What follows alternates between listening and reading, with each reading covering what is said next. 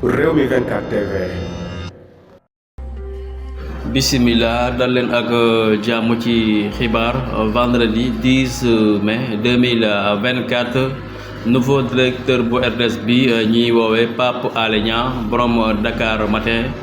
moom mii di Pape Alé Niang ñu bari ràññee ko nag ak liggéeyam bu rafet boo xamee ne pendant des années mi ngi koy defal Sénégal moom mii di Pape Alé Niang journaliste bi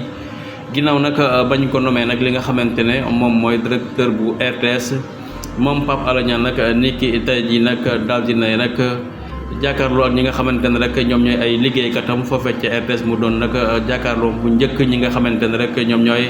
agent de la RTS boobu nga xamante ne rek ñëpp ñaa ngi koy tàccu ngir rek di ko wax bienvenue gi nga xamante ne rek moom mooy seen patron bi mu mel ne kon ñu bari ña ngay rafetlu jëf ji nga xamante ne rek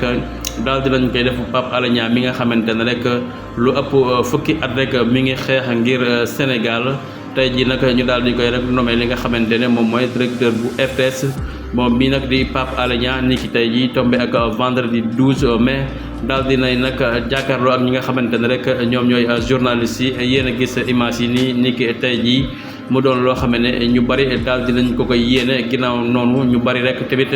ña ngi koy rek dànkaafu di wax ne rek mérité wu ko di ko wax ay baat yu ñaaw waaye mu mel ne ñooñu am na ñu leen di dànkaafu ci wet ka di leen wax ne ku ko gën a mérité rek amul ndax kat moom tëdd na kaso xeexal na Sénégal ci pendant des années moom mi di Pape Alé Niang mu mel ne kon gisuñu rek benn journaliste boo xamee ne daj nga coono bi nga xamante ne rek Pape Alé Niang daal dina koy daj ci Sénégal ba tey rek ñu daal di koy faye li nga xamante ne rek moom mooy directeur u RTS kon daal moom Pape Alé ma ngay rek kontaan bu baax ci li nga xamante ne nommé nañ ko waaye kon daal demam bu njëkk ca RTS tey jii mi ngi noonu daal di jàkkaarloo ñi nga xamante ne rek ñoom les agents de la RTS ni ki tey jii ñu bari rek ña ngay rafetlu bi la taxawaay